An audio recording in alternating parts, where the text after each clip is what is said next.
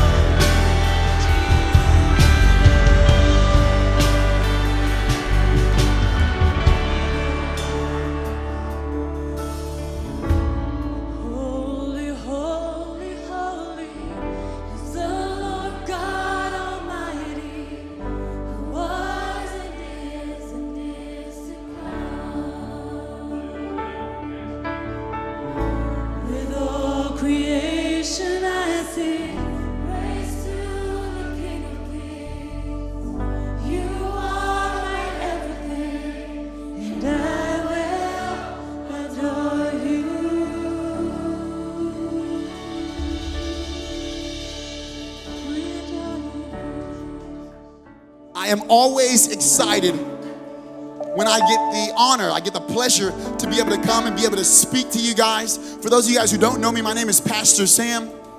I'm the pastor over our youth and young adults and our children, and I love it. I love what I get to do. I love getting to invest in the future, because those who are right over there, even some of you guys who are sitting in this room, you are the future. And I believe that the Lord is raising up a generation who's not timid. He's raising up a generation who's bold. He's raising up a generation who actually really is about Jesus, who's not just saying I'm about Jesus, but really is about Jesus. I believe he's raising up that generation that is going to change the world. The future is ours. What a powerful thing. And I'm excited that I get to be in here most of the time. Most Sundays, I'm right over there with some of your kids, and I love it. But I'm excited I get to be here and teach to someone over 4 foot. This is great. Teach to some faces. I love it. I love the kids over there. I love everything that's going on over there. Pastor Mac tapped me in this week. I love Pastor Mac. If you've never met Pastor Mac, I want you to be back here next week. Pastor Mac, my pastor, the greatest leader that I have in my life, my mentor, is going to be back here, and you owe it to yourself to be able to come back and hear him speak. This man is so anointed, guys. We have one of the greatest leaders, and I think oftentimes we come to church and we have really great leaders right in front of us, but then we just become used to them being there. Never become used to great pastors like Pastor Mac. Always be in awe of the way that he's moving, because he's moving a generation to speak out what the Lord has laid on our hearts. And I'm excited for it.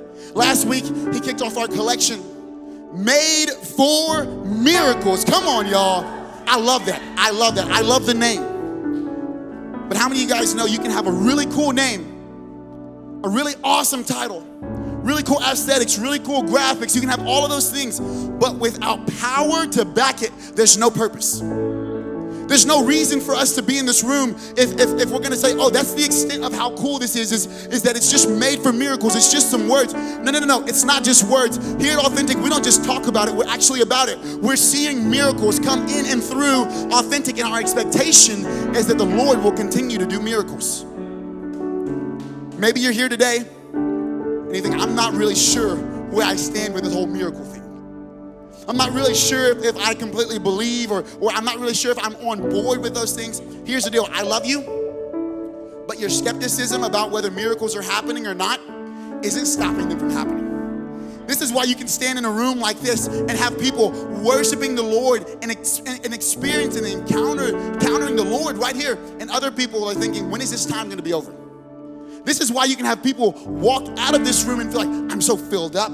I feel like the Lord spoke to me, and people are walking out thinking, well, it was an all right service. The guy who had the dreadlocks spoke all right. He was pretty good. You can walk out of here with either or. But I believe that miracles are happening all around us. Will you see them? That's the question. And so the title of my message for today is Learned Miracles. Learned Miracles. Now, I know for some of you guys, maybe that throws you off. Maybe for some of you guys, you think, wait, those two words don't really quite go in the same phrase. They don't go in the same title. They don't go in the same sentence. Learned miracles. And I believe that that's partially because of our perspective and our perception of what miracles are. I think most people, if you were being completely honest, would say, well, I think that miracles are kind of like a mystical luck. Like maybe I'll get lucky. Like maybe God is just throwing these things out there. Maybe I'll get hit with it. Maybe I'll get the miracle. It's unplanned, it's uncoordinated. It just happens or it doesn't happen. But I believe that my God is so much more intentional than that. I believe that my God has miracles for each and every one of us. He has miracles for you and miracles that should be flowing through you. And many people will sit in the church seats and they'll say, where are the miracles at? But the whole time, the Lord is wanting to move through you and allow miracles to flow through you, and then you'll begin to see miracles take place in your life. But you're sitting here and you're thinking, where's the miracles at? I'm looking for my miracle. And the Lord is looking for you to work a miracle in someone else's life. Learn miracles. It's the way that we view the world around us. And I believe that we as the church, if we can learn to look at our life through the lens of miracles and know that miracles are happening all around us, it will change the church. It will change your life. It will change your family. I have the honor of getting to work with one of the most phenomenal communities in South Dallas, Oak Cliff. I work at a nonprofit called Youth World. Many of you guys have been there.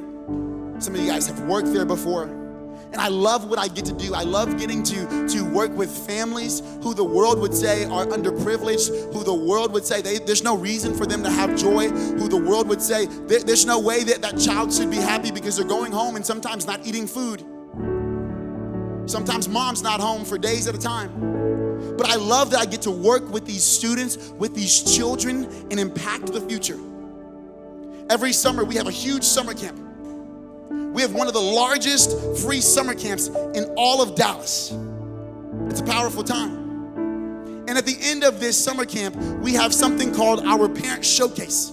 Now, the Parent Showcase is our opportunity to be able to show off some of the gifts and the talents that our children have. And so they get to do dances, and they get to do chants, and they get awards. And their parents, they're pulling out their phones and their tablets, and they're like zooming in, taking really blurry photos and videos and moving out of the way because they're like, I got to get my baby. This is my baby right here. I'm about to post him all over social media. This morning I said, oftentimes I'm walking through and someone will grab me at Youth World and be like, hey, take a picture with my baby. And I'm like, and it's like probably the worst picture in the whole entire world. I've never seen the pictures. I don't follow them on social media, but they're probably posting my terrible picture all over social media with their child. I think it's a phenomenal time because our kids get to get celebrated. And in a community like this, oftentimes these kids don't get celebrated. And so the day after this event took place, a mom walked up to me excitedly, smiling, approached me, and she said, Mr. Sam, last night. And I was like, yeah, it was awesome. I just kind of started finishing her sentence like, man, last night was great. It was beautiful. I love seeing your kids there. And she said, yeah. But last night you said something. And I thought, yeah, I did. I think that I say some pretty good things. A lot of times I'm like, well, what are you talking about? I mean, I said some pretty good things around, So she's like, well, there was something you specifically said. I said, what was it? You said that this was the best summer yet. And I said, yeah, it really was. And you know what she said to me? She said, I leaned over to my neighbor and I said, he says that every year. And I'm not gonna lie to you, I was kind of taken back. She came straight for me. She just came straight off the bat, was like, yeah, you say that every year. My kid's been going here for 5 years, and every single year, you say this is the best year ever. And essentially what she was doing was she was questioning the credibility or the authenticity of the statement that I made, that I truly did believe that this was the best summer ever. And so, not fueled by my pride or anything else, but fueled by what I know God was doing and continuing to do right now through that community, I said, well, let me tell you why this is the best summer. I said, this summer we had 80 teens who showed up on a daily basis, who got to learn who Jesus was and got to learn more about who they were and got to grow in leadership in a community where crime amongst teenagers is actually on the rise. It is actually higher than the national average. I said, well, this year specifically, 80 students, 80 plus students gave their lives to Jesus for the first time ever. What I said to her was 40 of our students got baptized right here that night. And the Lord graced us for a time such as this, where our students, you can attest to this, our students were asking about baptism before we even said anything about baptism. And they were saying, I want to get baptized. I want to know more about that. And so I said, do you need any more? And so at this point, she's backing away from me and she's like, okay, I get it. She's like, this is what she says to me. She says, Mr. Sam, I already know all about God. I already know all about church. I already know about those things. And it saddened me. It saddened my heart. But you know what I did after that? I stood on top of the chair in the lobby when all the parents were all around getting ready to pick up their kids. And I said, well, if you know all about Jesus, don't you know that he says for us to stand on the rooftops and proclaim the good news, that we would speak what he put into our ears and we would speak out a testimony of his faithfulness at any moment, at any time. So I don't know about you, but there's no choice but for me to see the miracles. There's no choice but for me to speak of the miracles. At this point, I looked down on the ground and her kids were smiling and laughing like, oh, Mr. Sam. And at this point, she was backing away. She's like, oh, whatever, it's crazy. little bit too much for me. Which, to be honest, this is not a abnormal thing for people to feel like, man, you're too much. But here's the deal. I'm too much about Jesus. I'm too much about loving people. I'm too much about miracles. Sorry, not sorry. I can't be sorry about that. But it saddened my heart because here's the deal. At some point in that woman's life, here's the deal. She didn't see the miracles happening. Right then and there were miracles taking place. So many miracles coming in and through Youth World. She couldn't see it, but what I came to believe was that maybe somewhere in her life before, she had experienced someone who was inauthentic with her. Maybe someone had said something to her that was a lie and she believed it, and so now she couldn't believe people as easily as she believed them before. And so even with a miracle being right in front of them, even with me speaking of a miracle right then and there, she couldn't believe it. That this would really be the best summer yet? Yes, because the Lord graces every single summer to be the best summer. And we go from glory to glory. This is who my God is. And so my hope is that for you in this room today, maybe you had a different outlook, maybe you had a different perspective on your life, on your situation. My hope and my prayer is that as you're leaving here today, you would look at your situation through the lens of miracles, because they're happening. I want to take us to a place in Scripture. John chapter 5. If you have your Bibles, you can pull it out. It'll be up here on the screens. But I love this portion of Scripture. I'll give you a little bit of context of what's going on here. Jesus has already began his ministry. He's already recruited his disciples, his squad. He's already roaming about, doing miracles, ruffling feathers, all the things that Jesus just does. He's already doing these things. And so, of course, he would find himself at a place that they would call in Aramaic the pool of Bethesda. What this pool was and what it represented was no normal pool. It was not your typical community pool with chlorine in it and all that. No. This was a natural spring. This was a pool where people would go. And the belief was that some pagan god randomly, at whatever moment this god felt fit, would come down and he would stir the pool. And so when the pool was stirred, anyone with any impurity, anyone who was maybe lame or blind or sick, paralyzed, they would come and they would get into the pool, and the belief was that once they entered into the pool, they would receive their healing. And so Jesus enters the scene and he meets this one specific character in verse 5. It says this, one who was there had been an invalid for 38 years. In the 11, I said, that just seems like a terrible name to call someone. An invalid. Like I don't think I would want my name to be in the scriptures. Yeah, that one invalid with the dreadlocks. Yeah, he was there at the pool. I wish they would have just used his name or something else, something different to identify him as. But he had been there for 38 years. Verse 6, when Jesus saw him lying there and learned that he had been there in this condition for a long time, he asked him, do you want to get well? Do you want to get well? Verse 7, sir, the invalid replied, I have no one to help me into the pool when the water is stirred. While I'm trying to get in, someone else goes down ahead of me. I want to pause here for just a second. Because Jesus asks a very simple question to this man, this invalid, this man who is suffering. He says, do you want to get well? And immediately the man goes to the tactic. He goes to, well, here's the issue. I do want to get well. He doesn't even say that. He just says, hey, every time I want to get into the pool, no one is there to help me out. And I think that it's pretty crazy how so oftentimes we can put the success of our miracles in the hands of someone else. And I believe that oftentimes we do this so that we can avoid any of the responsibility if the miracle happens or it doesn't happen. And so therefore we roam about and we're saying, yeah, I want to get this miracle, but if so-and-so would do this for me, then I would be able to get my miracle. If my parents didn't speak to me in this kind of way, then I wouldn't get so frustrated. If the government would give me money, then I wouldn't be in this place that I'm in. If so-and-so would reach out and help me out, then maybe I could battle and I could get through this addiction. But here's the deal.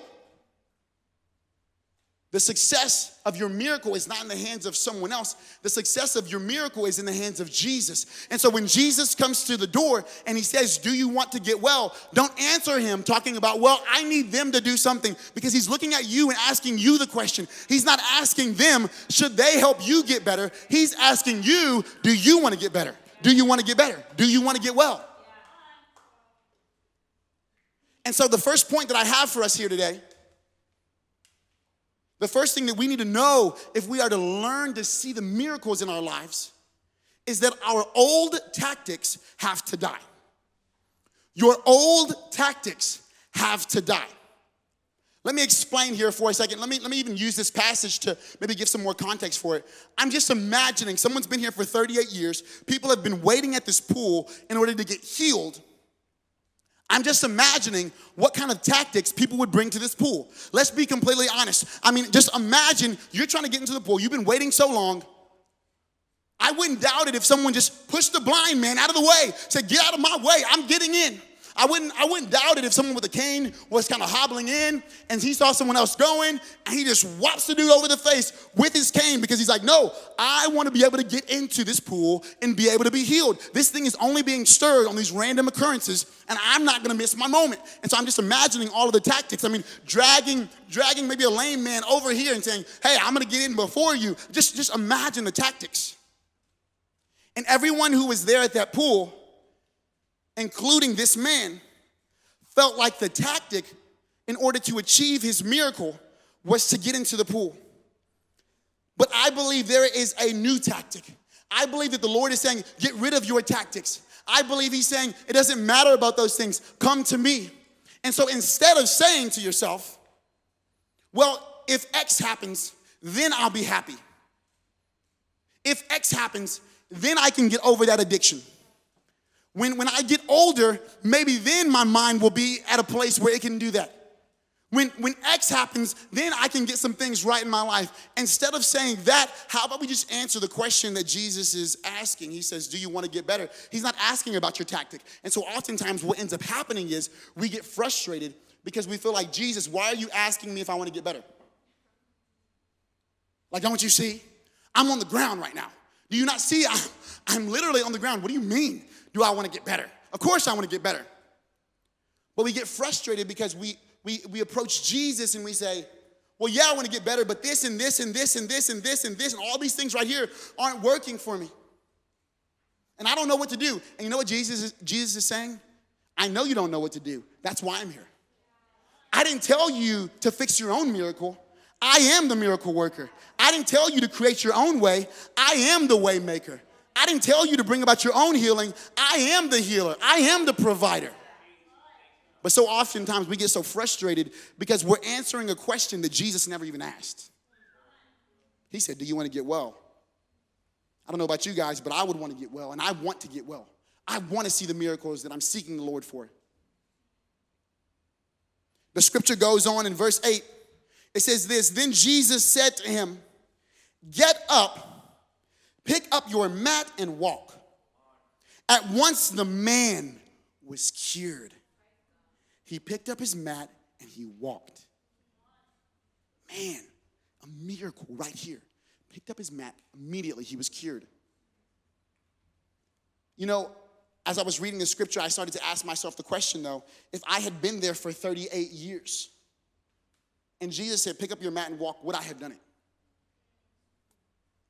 And we as Christians, we think, oh yeah, man, that's me. I'm the dude in the story. Man, as soon as he tells me, I'm getting up, I'm walking, I'm dancing, I'm about to do everything. You know, that's what we're thinking in our heads. But in all actuality, if you had experienced the disappointment that this man had experienced year after year after year after year, would you still be able to get up if Jesus came to you and said, stand up?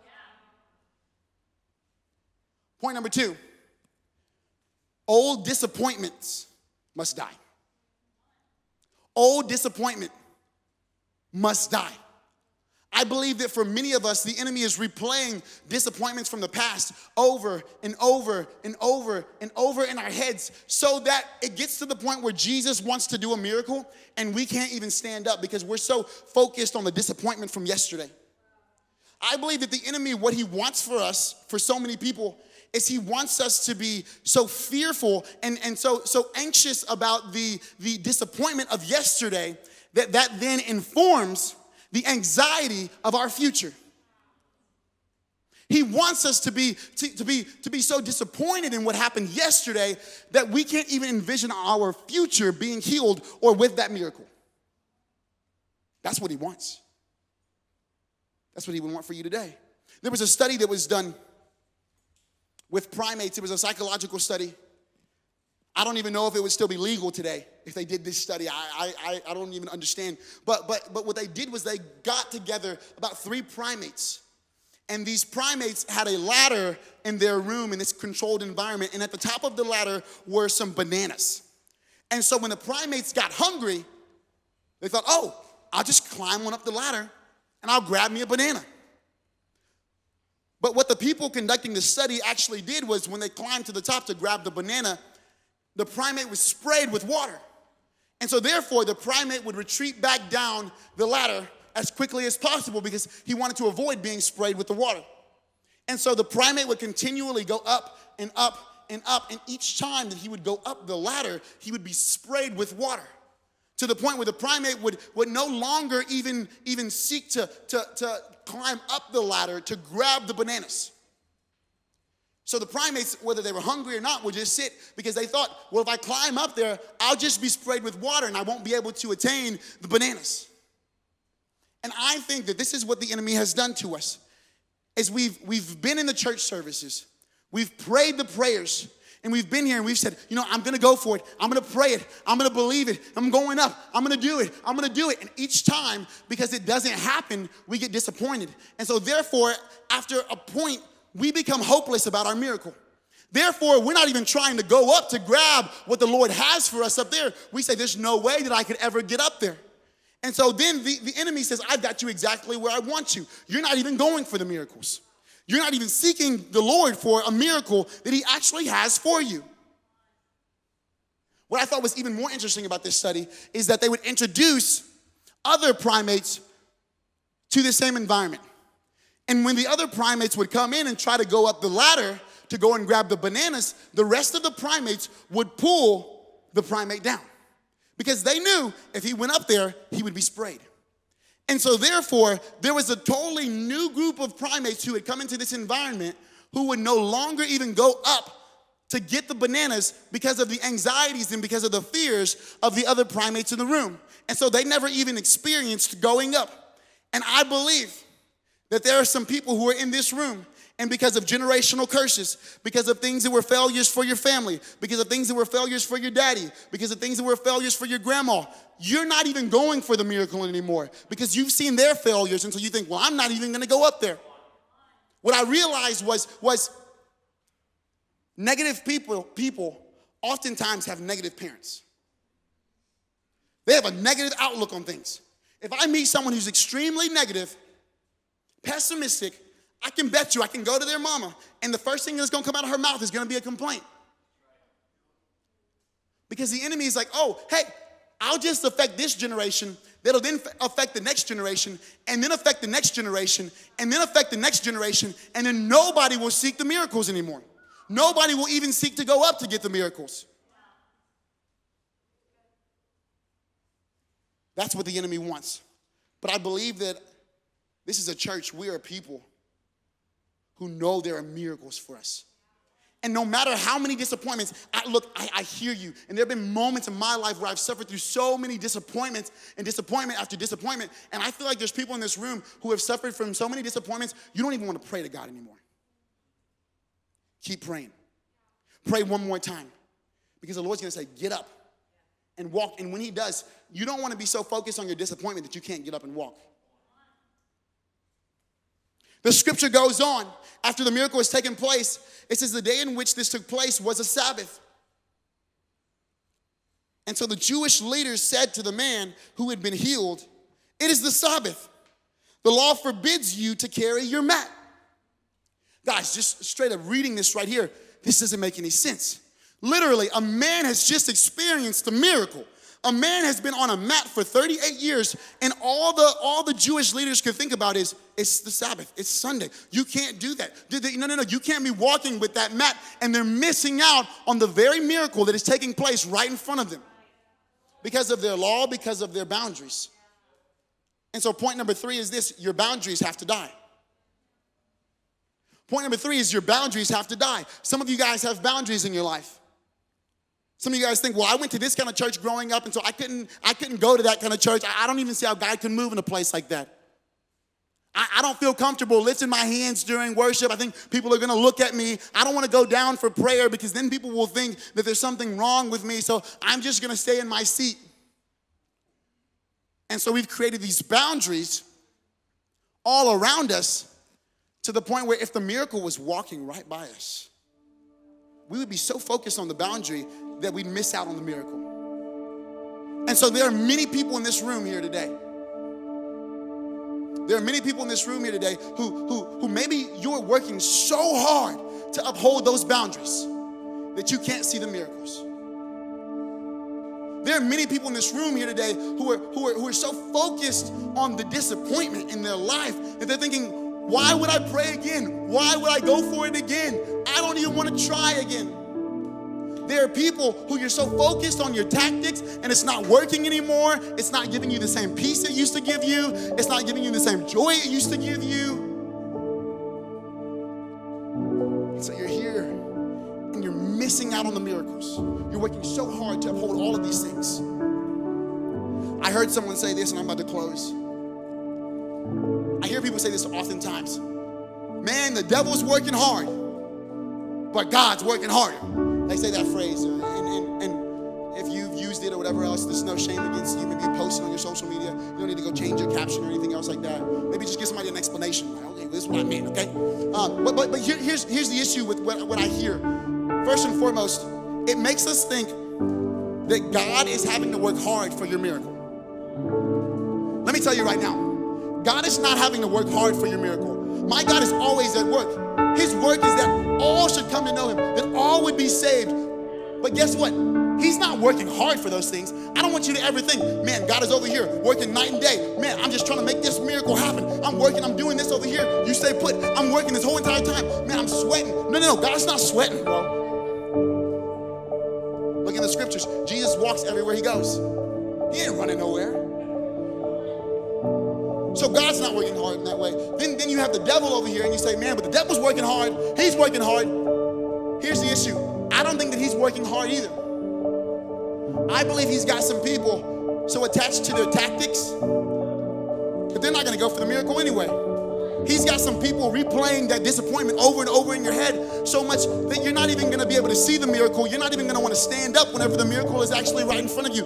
He knows that all he has to do is put some boundaries. You start putting some boundaries on your mind, and therefore you'll miss a miracle that's walking right in front of you. And so we've got God over here who's just straight chilling because he's not working hard. He's just waiting for you to say, yes, I need help. Answer the question. And you got the devil over here who's like, man, he bought himself a new recliner. He's like, man, this thing is comfy because I don't got to do anything with these guys. I just put a thought in their mind and they run with it. Easy. Let me just toss that right there. Oh, they're jumping for that. I'm good. He just keeps on walking. So it leaves you working really hard to uphold those tactics, those boundaries, and those disappointments. Today's the day to stop working hard, to stand up, take your mat, and walk. Guys, I am so glad that you joined us right here online. I hope that you guys were so encouraged by the message and by the worship. I truly do believe this word is for you and it is for the church. Guys, tomorrow, Monday, I want to see you guys right here at prayer. There's no better way to start off your week. There's no better thing that you could be doing on Monday than praying with us because we know that prayer changes things. For all of you guys who have been giving, thank you so much for giving. If you'd like to start giving, there's a couple of ways that you can give. You can give through Venmo or you can go to authentic.church and give under the Give tab. Hey, I'm so excited to see you guys next week.